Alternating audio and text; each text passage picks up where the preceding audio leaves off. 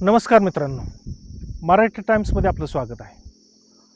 आजचा हा व्हिडिओ करण्यामागचं प्रयोजन म्हणजे खानापूर आटपाडी तालुक्याचे आमदार सुहास भैया बाबर यांनी केलेला संकल्प 78,000 झाडांची लागवड करण्याचा केलेला संकल्प.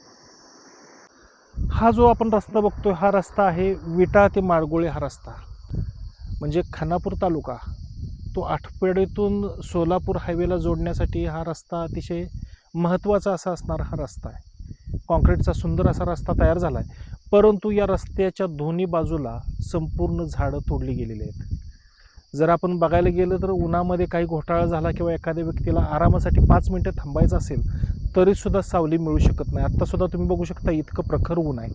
अशा उन्हामध्ये एक तर सावली नाही आणि दुसरं जे रिफ्लेक्शन येतं उन्हाचं त्याचासुद्धा खूप मोठा त्रास, त्यामुळे उष्णता खूप मोठ्या प्रमाणात जाणवते प्रवास करताना.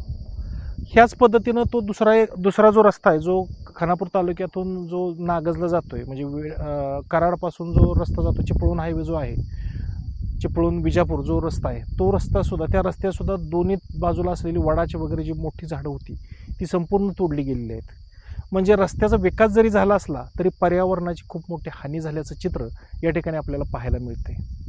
तर जी ट्री आर्मी आहे त्या ट्री आर्मीच्या माध्यमातून आमदार सुहास भैया बाबर यांनी या दोन्ही रस्त्याच्या बाजूनं झाडे लावण्यासाठी प्रयत्न करावेत आणि जे RKC कन्स्ट्रक्शन आहे ज्यांना या रस्त्याचं कॉन्ट्रॅक्ट मिळालेलं आहे त्या कॉन्ट्रॅक्टमध्येच अशा पद्धतीचं झाडं लावण्याचं काही प्रयोजन असेल तर त्या कंपनीला ती झाडं लावण्यासंदर्भात योग्य त्या सूचना करून दोन्ही बाजूनं झाडे लावली जावीत हीच सर्वसामान्य जनतेची अपेक्षा आहे.